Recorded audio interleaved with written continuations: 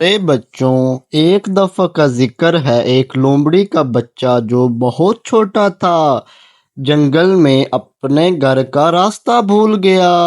वो रास्ता भूल गया और रात को जंगल में इधर उधर फिर रहा था। रात को उसने काफी अपने घर का रास्ता तलाश किया, लेकिन उसे ना मिल सका क्योंकि वो बहुत छोटा था और काफी रात हो चुकी थी। ऐसे ही वो रात को चलते चलते अचानक एक शेर से टकरा गया, और वो जैसे ही शेर से टकराया और बहुत डर गया। ने सब्र से मुजाहिरा करते हुए उससे कहा, बेटा तुम्हें क्या हुआ है? तुमने किधर जाना है? तुम इधर क्यों इतनी रात को फिर रहे हो? तुम्हारा घर किधर है? मैं तुम्हें कुछ नहीं कहता, मैं तुम्हारी मदद करूंगा। मुझे बताओ तुम्हारे साथ क्या हुआ है? लोमड़ी के बच्चे ने डरते हुए जवाब दिया, बस सलामत मैडम, मुझे मेरे घर का रास्ता भूल गया है। मैं बड़ी मुश्किल से इधर जंगल आया हूँ, मुझे रास्ता भूल गया। मुझे आप घर का रास्ता बता दिए, मेरी हम मदद करें।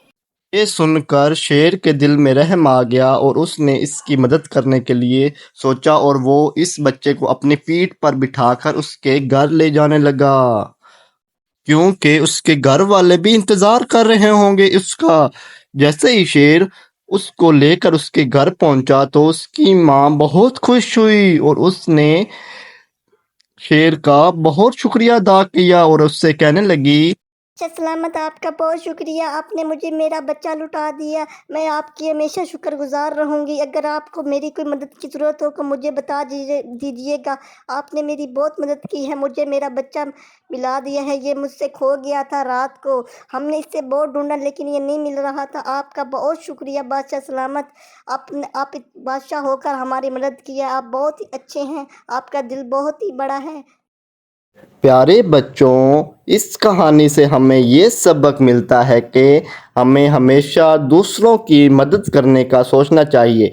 चाहे हम बड़े हों या छोटे, हमें अपने छोटों या बड़ों की हमेशा मदद करनी चाहिए और उनको सीधे रास्ते पर लेकर जाना चाहिए।